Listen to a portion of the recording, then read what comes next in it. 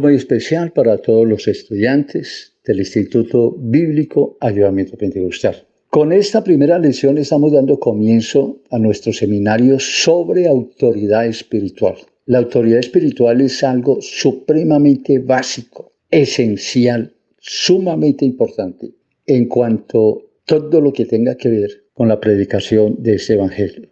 El curso básico de teología ha sido terminado. Algunos están apenas terminando las últimas lecciones, sin embargo, pueden participar de ese curso. Es un curso supremamente importante, como lo hemos dicho, y constará de 7 lecciones. En ese momento vamos a iniciar con la lección número 1 y vamos a examinar un poquito a nivel de teología y de pronto vamos a entrar a examinar algunos términos en griego porque son supremamente importantes. Recuerden que las escrituras fueron escritas en griego, que era el idioma en ese momento universal. El tema es la autoridad espiritual. Pero para entender un poco más claramente el concepto de autoridad espiritual, comencemos por definir qué es autoridad. Autoridad general, forma general, la que nosotros generalmente hemos conocido como autoridad. En términos generales, autoridad es facultad o derecho de mandar o gobernar a personas subordinadas. Una autoridad es una figura que tiene permitido ejercer el poder para mantener el orden en el ámbito que le pertenece. Puede tratarse de una persona, un grupo de personas o inclusive una entidad, ya sea pública o privada. Esta tiene el mando ante toda situación que se presente, no importa la situación. Y su propósito busca el bien de todos, es el bien común. Una autoridad siempre ha sido impuesta para establecer orden y el beneficio de todas las personas. Por ejemplo, alguna vez hemos sido detenidos por un agente de tránsito, ya sea porque estemos conduciendo o porque vamos dentro de un vehículo público. Solo tiene que levantar su mano para que de inmediato se detenga el vehículo. Un agente de tránsito no tiene la fuerza humana para detener un vehículo en marcha, porque entonces se detiene nuestro vehículo y lo hace con todo respeto y sumisión. Es por esta causa que la autoridad investida por el gobierno, en este caso, a cual ese agente sirve, se halla representada en su uniforme o su investidura, la delegación de esa autoridad dada por el gobierno. Examinemos un poco el concepto de Pablo sobre autoridad. Pablo nos aclara un poquito más acerca de esto cuando dice: fortaleceos en el Señor y en el poder de su fuerza. Efesios 6:10. El creyente no ejerce sus propias fuerzas, porque humanamente no las tenemos. El creyente se hace fuerte en las fuerzas de quien tiene toda autoridad, en ese caso el Señor Jesucristo, y en la autoridad recibida por Él como creyente. El creyente no logrará vencer las fuerzas del mal ni del mundo de la oscuridad, ni tendrá éxito a menos que ejerza esa fuerza y esa autoridad recibida o delegada por quien tiene toda autoridad en el cielo y en la tierra. La autoridad espiritual está precedida por la fuerza. No olvidemos que los violentos, dice la Biblia, arrebatarán el reino. Y son los que arrebatan el reino. La autoridad de Dios debe ejercerse con ímpetu, con seguridad y toda decisión. En el Nuevo Testamento Jesús es el depositario de toda autoridad de Dios. Todas las cosas están sujetas a Él, dice Colosenses 1:17 y Juan 17:2. Su autoridad es manifestada en la predicación, Marcos 1:22, Marcos 7:29 y Lucas 4:32. Y en su poder para perdonar pecados, porque para perdonar pecados se necesita una autoridad especial. Marcos 2:10 y en el capítulo 12. Y al disponer del sábado, Marcos 2:28. En su capacidad de curar enfermedades, Mateo 4:41. Al echar fuera demonios, Mateo 12:28. Y Marcos 5:8, Lucas 4:36 y Marcos 1:27. Y sobre la naturaleza, Marcos 4:41. A Jesús, después de su muerte, se le fue dada toda potestad en el cielo y en la tierra, que es el texto que vimos, el texto esencial texto más importante que vimos en nuestro curso básico de teología, esa teología que nos costó un poquito analizar, pero todo comienza por esa potestad que Jesús recibe después de su resurrección. Mateo 28, versículo 18.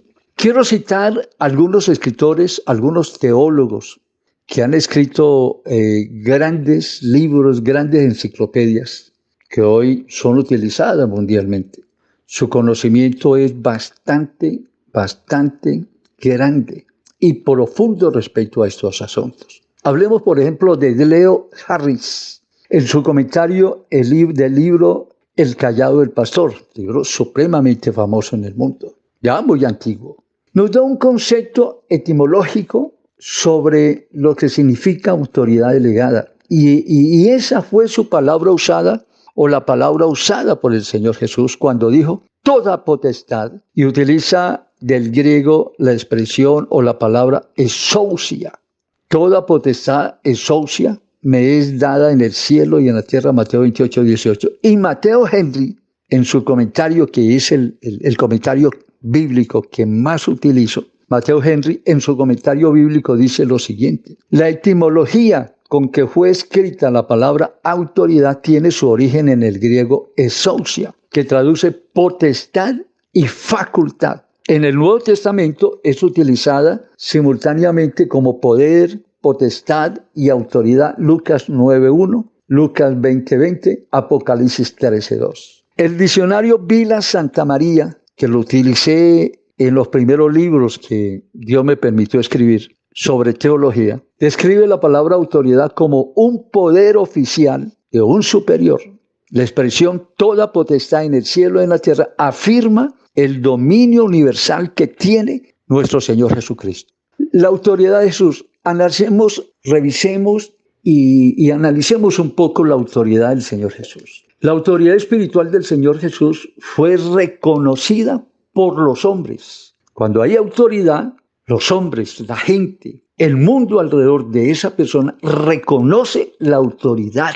Lo primero que una persona ve es la diferencia de una persona con otra, y en ese caso, la diferencia de una persona que, a diferencia de los demás, ejerce algo muy diferente respecto a esa autoridad, a ese poder, a ese influjo espiritual que envuelve a una persona que tiene autoridad del cielo, la autoridad de Dios. Dice las Escrituras, y la gente al verlo, hablando del Señor Jesús, se maravilló y glorificó a Dios que había dado tal potestad a los hombres. Mateo 9:8, qué texto tan importante. Los principales sacerdotes y los escribas, con los ancianos, reconociendo de alguna forma que había una autoridad sobrenatural sobre él, le preguntaron: dinos con qué autoridad reconocen que hay una autoridad.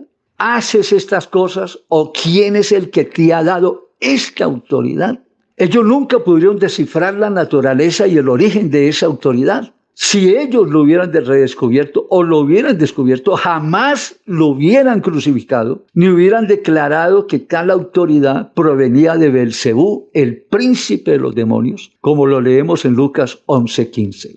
Cuando el Señor sintió hambre en el desierto después de 40 días de ayuno, el diablo vino a él y le dijo: si eres hijo de Dios, eso está en Mateo 4:2. En otras palabras, le dijo: si tienes autoridad. Él conocía en cierta forma la misión de Cristo y reconocía que había sido ungido con la autoridad espiritual, según Lucas 4:18 al 22. Vale la pena leer el texto. O en Mateo 11:5. Por esta autoridad Jesús podría haber convertido las piedras en pan, alimentar su carne, saciar su hambre. ¿Había algo de malo en esto?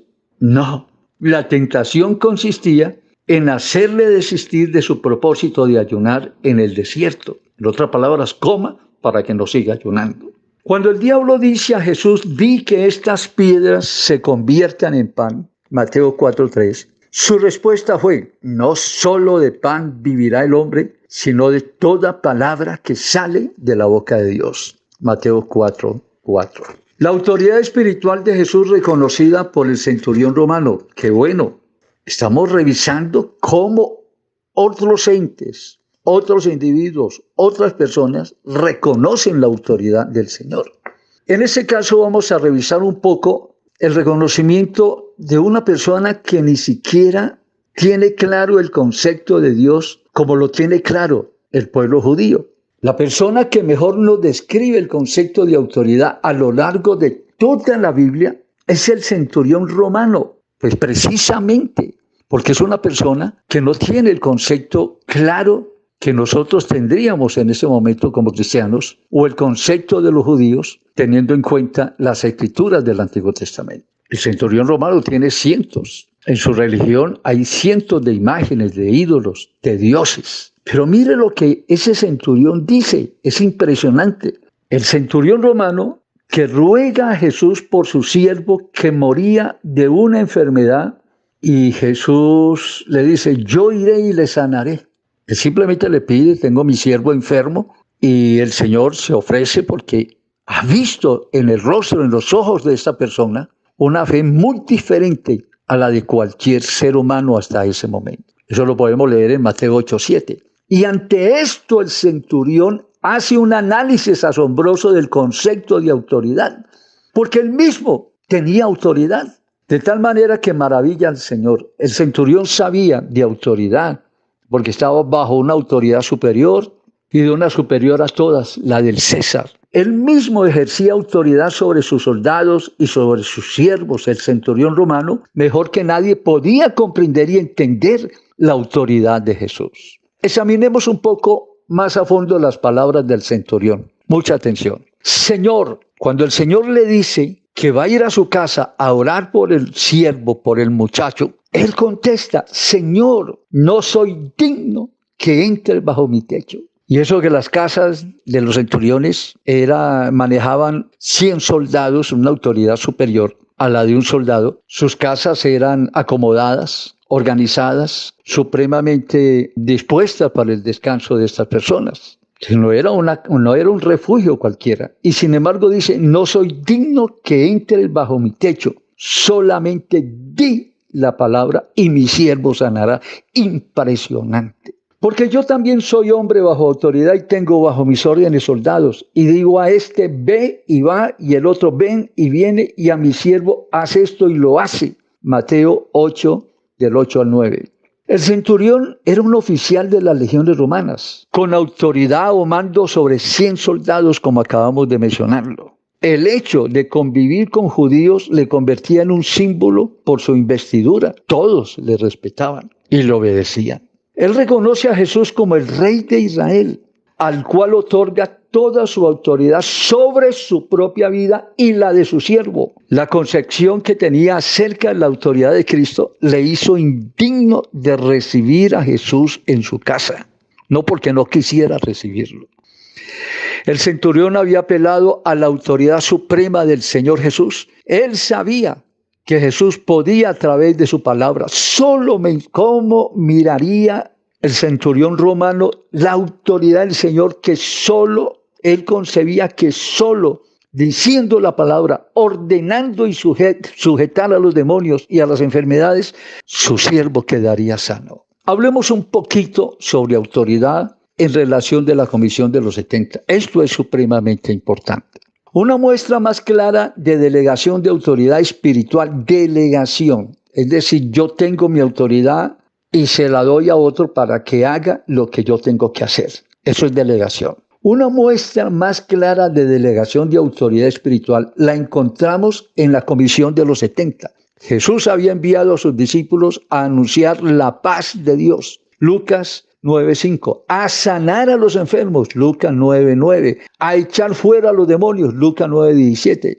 Jesús les dijo que serían enviados como ovejas en medio de lobos. Les advirtió los peligros que tendrían, indicándoles con esto sobre el peligro inminente que les acecharía en el cumplimiento de esa misión que el Señor en ese momento les estaba delegando. La Comisión de los 70 implicaba automáticamente una delegación y un revestimiento de autoridad espiritual. En otra palabra, Jesús toma de su autoridad y la comparte con sus discípulos, la imparte sobre ellos, lo que les permitiría salir airosos, victoriosos, salir con éxito en la misión que el Señor les estaba encomendando.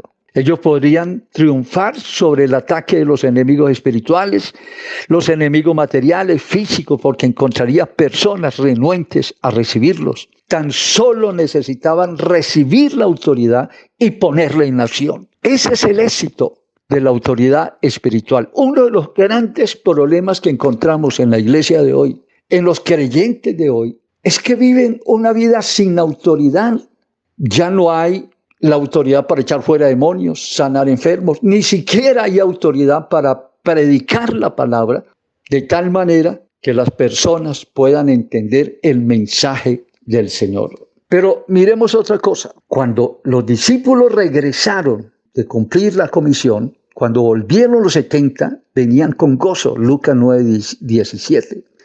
No mencionaron las incomodidades del viaje, ni las dificultades, que les hizo falta algo, ni se quejaron de la fatiga, ni del cansancio. Más bien se regocijaban del completo éxito de su misión. Es la autoridad delegada en acción. Y en especial sobresale su fascinación por un hecho que significó mucho para ellos, que significó lo más importante del cumplimiento de esa misión. Habían echado fuera demonios y lo reconocen como lo más importante, haberlo hecho en su nombre. Lo reconocen. Ante esto Jesús les dice: yo veía a Satanás cuando ustedes estaban cumpliendo esa misión. No crean que yo no me estaba dando cuenta de lo que ustedes estaban haciendo, ni lo que sucedía en el mundo de la oscuridad, en el mundo de Satanás. Cuando ustedes estaban haciendo eso, yo desde aquí estaba vigilando, revisando, mirando, observando todo, controlándolo todo. Yo veía a Satanás del cielo caer como un rayo. Lucas 9:18. ¿Qué había ocurrido? Mientras ellos cumplían la comisión, Jesús había visto un desesperado esfuerzo de Satanás por contrarrestar ese poderoso despliegue de autoridad delegada que Jesús les había dado a ellos. Es seguro que ese acto de intromisión de los discípulos del Señor lo hicieron en el patio de la casa de Satanás, lo hicieron en el reino de Satanás. Porque recuerde que hasta ese momento el Señor Jesús no tenía toda autoridad sobre la tierra. El diablo se había tomado esa autoridad que le había arrebatado a la primer pareja. Por eso dice la Escritura, el diablo vino a matar, a robar y a destruir. Él le había robado la posesión, esa autoridad y dominio que Dios le entregó a la primera pareja. Fue una verdadera sorpresa para Satanás que ese grupo de personas empezara a predicar una liberación, a predicar la paz de Dios, a echar fuera demonios y a sanar los enfermos. Prácticamente estaba sacando a Satanás de esos contornos. Y en eso consiste la expresión del Señor cuando comenzó a predicar y a decir: el reino de los cielos se ha acercado. Era una acción de liberación, de enfrentamiento sobre el reino de Satanás. Esa autoridad de Jesucristo había sido trasladada a sus discípulos. La autoridad de Cristo delegada a sus discípulos en aquella ocasión incluía tal potestad. Y miren lo que dice la Escritura. Inmediatamente Él menciona que vio a Satanás caer del cielo como un rayo mientras ellos. Un rayo significa furia, destrucción, maldad, fuego. Y el Señor les dice, después que menciona que vio a Satanás caer del cielo como un rayo, les dice: he aquí os doy potestad. Está reafirmando la potestad o la delegación de autoridad que Dios les había dado a ellos. He aquí os doy potestad de hollar serpientes y escorpiones y sobre toda fuerza del enemigo, y nada, es parte de la autoridad delegada, y nada os dañará. Esta autoridad les proporcionaba un poder ofensivo, destructivo, capaz de aplastar serpientes y escorpiones, en clara referencia a la serpiente antigua y a los demonios, según Génesis capítulo 1 y Apocalipsis 12:9.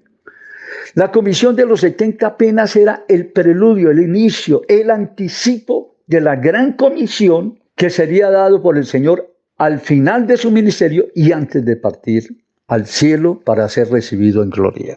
Esta autoridad proporcionaba también, en segundo lugar, un poder defensivo. Nada los dañaría. Recuerden que la Biblia dice: las puertas del infierno no prevalecerán contra ellos, contra la iglesia. Había un poder, además un poder de echar fuera demonios, enfrentar a Satanás y vencer todas sus huestes. También había un poder defensivo que implicaba que nada les haría daño, con el que serían protegidos, resguardados del mal. Una maravillosa promesa que sería ampliada más tarde por el apóstol Pablo cuando dijo: ¿quién nos separará del amor de Cristo? ¿Tribulación, angustia, persecución, hambre, desnudez o peligro o espada? Antes y en todas estas cosas somos más que vencedores por medio de aquel que nos amó. Por lo cual estoy seguro que ni la muerte, ni la vida, ni los ángeles, ni principados, ni potestades, ni lo presente, ni lo porvenir, ni lo alto, ni lo profundo, ni ninguna cosa creada nos podrá separar del amor de Dios que es en Cristo Jesús, Señor nuestro. Romanos 8, del versículo 35 al 38. Hablemos un poquito sobre la supereminencia, grandeza del poder de Dios en favor de la iglesia. Esto es importante. Y mire, examine las palabras con que Pablo se refiere al poder de Dios. Aquí vamos a encontrar pleonasmos, vamos a encontrar superlativos, vamos a encontrar en el idioma de Pablo, en el concepto de inteligencia de Pablo, lo más alto que él como ser humano puede referirse a la autoridad del Señor. Escuchen. Para el apóstol Pablo era demasiado importante que los creyentes entendieran y tuvieran muy claro. Esto hay que tenerlo claro. Creyente que no tenga claro se muere de enfermedades, es destruido por los ataques de Satanás, termina arruinado en el mundo. No tener claro este concepto, estamos hablando de creyentes totalmente desamparados. Ese cristianismo mediocre que solamente es ir a la iglesia cada 8 días, recibir una palabra y volver y seguir la vida como si fuera cualquier ser humano que vive en ese planeta. El creyente debe marcar una diferencia ante el resto del mundo. Por eso para Pablo era supremamente importante que esto estuviera supremamente, repito la palabra, claro. Hay que tener claro el significado de la expresión que el apóstol Pablo menciona cuando dice de la supereminente grandeza del poder de Dios. Vuelvo y digo, supereminente es algo muy alto, es lo más alto, eminente. Pero él dice supereminente. Y no solamente menciona la palabra eminente, que es lo más grande, y vuelve y la repite, supereminente grandeza del poder de Dios que sería dada por Jesús a la iglesia. Tener claro la grandeza del poder de Dios entregada a la iglesia definitivamente le otorga toda seguridad y confianza a la iglesia para el cumplimiento de la misión de llevar su mensaje de salvación por todo el mundo. Veamos lo que dice Pablo. Escuchen. No ceso de dar gracias por vosotros, haciendo memoria de vosotros en mis oraciones, para que el Dios de nuestro Señor Jesucristo, el Padre de gloria, os dé espíritu de sabiduría. Es que esto hay que tener sabiduría, pero no una sabiduría humana, es una sabiduría de Dios. Es la sabiduría que trae la revelación en el conocimiento de Él. Y dice Él, repito que esto es supremamente importante. Haciendo memoria, dice, no ceso de dar gracias por vosotros, haciendo memoria de vosotros en mis oraciones, para que el Dios de nuestro Señor Jesucristo, el Padre de gloria, os dé espíritu de sabiduría y revelación en el conocimiento de Él, alumbrando vuestros entendimientos, para que sepáis cuál es la esperanza a que Él os ha llamado y cuáles las riquezas de la gloria de su herencia en los santos, y escuchen la palabra, y cuál la supereminente grandeza de su poder para con nosotros los que creemos, según la operación del poder de su fuerza, la cual operó en Cristo, resucitándole de los muertos, sentándole a la diestra en lugares celestiales, sobre todo principado y autoridad y poder y señorío, sobre todo nombre que se nombra, no solo en este siglo, sino también en el venidero, y sometió, repito, sometió todas las cosas bajo sus pies y lo dio por cabeza sobre todas las cosas a la iglesia. Si la iglesia no lo recibe, si tiene malos pastores en ignorancia que no saben esto y no pueden transmitir esa verdad, escuchemos a Pablo, que nuestro pastor en términos generales en esta mañana cuando nos habla de algo tan grande como es la autoridad del Señor.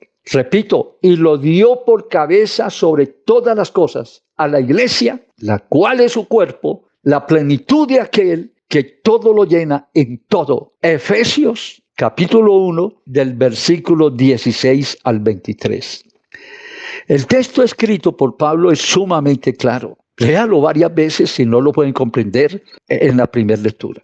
Es supremamente importante. Cuando hablamos de autoridad, ese texto nos indica muchísimas cosas. Es sumamente claro lo que Pablo nos dice, y me encanta esa palabra cuando dice las supereminentes, supereminentes. Aparentemente hay un pleonasmo, es la repetición de un mismo término.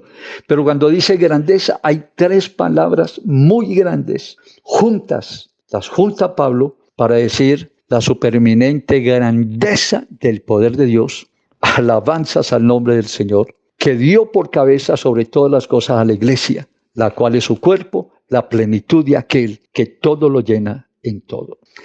La iglesia es la depositaria de la supereminente grandeza del poder de Dios y nunca, usted que es un siervo de Dios y se está preparando para el ministerio, usted que es un ministro y está predicando esa palabra, usted tiene que tenerlo claro, porque el resto estará predicando un evangelio a medias. La expresión supereminente grandeza del poder de su fuerza muestra dos superlativos y uno adicional que indican la máxima elevación al cual la lengua humana podía elevar el poder de Dios y que sería entregado a la iglesia. Volvamos a mirar un poco de Matthew Henry. Matthew Henry tiene un comentario bíblico, se llama Comentario Bíblico de Matthew Henry. Es un libro impresionante que analiza muchísimos términos, utilizando la traducción, la etimología y la traducción del griego al español. Matthew Henry, en su comentario bíblico, refiriéndose a esta misma expresión, todos los vocablos griegos que puedan hallarse en un diccionario para expresar la magnitud de este poder están aquí en el texto que acabamos de leer. Efesios 1, 16 al 23. Los compacta, los apiña y a esto se le llama hipérbole. La palabra hipérbole es algo que ha sido elevado a la máxima potencia, a la máxima expresión. Hipérbole. Búsquela en el diccionario. De donde procede la palabra hipérbole. La palabra original griega es hiperbalón, con doble L, de donde nosotros utilizamos la palabra hipérbole, que significa sobrepasa toda medida. Omegetos, que significa grandeza. O dunamis, que significa poder. Energeia, que significa energía o actividad eficaz. Kratos, que significa soberanía. Y finalmente, ischus, que significa fuerza. Todo eso está en la autoridad del Señor Jesucristo, delegada a la iglesia. Finalmente, Dios hizo partícipe a la iglesia de todos los logros alcanzados por Cristo en la cruz. Todo lo que Él logró, nos lo dio a nosotros. Lo único que tenemos que hacer es tomarlo. En la última lección de este diplomado, yo les voy a mostrar cuál es la forma de alcanzar el máximo potencial de la autoridad de Dios delegada sobre la iglesia. Habrá un tema supremamente importante y que considero que es el sello de este diplomado, cómo obtener la más alta autoridad delegada de parte de Dios a través de un acto que muy pocos lo están haciendo, a través del ayuno. No un ayuno de un día, ni un ayuno de mediodía. Un ayuno de importancia comienza después de 3 días. He conocido hombres muy usados por Dios que se han encerrado 3 días, 7 días, 10 días, 18 días. E inclusive he conocido en nuestro medio hombres tan ungidos que pueden levantar hasta un muerto con la autoridad delegada del Señor. Después de 40 días, después de ayunos de muchos días hasta llegar a los 40 días. Y hay gente que ayuna hasta más. El secreto de elevar la potencia de la autoridad delegada al máximo esplendor, a la máxima autoridad, se encuentra en una vida de ayuno y oración. Ruego, ayuno, ruego y lamento, como dice el profeta Joel antes del avivamiento del Pentecostés. Dios hizo partícipe a la iglesia de todos los logros alcanzados por Cristo. Todo lo que Él logró en la cruz, ahora es nuestro. Así como Cristo fue resucitado de los muertos, nosotros también hemos resucitado juntamente con Él. Efesios 2:4, Romanos 6:4.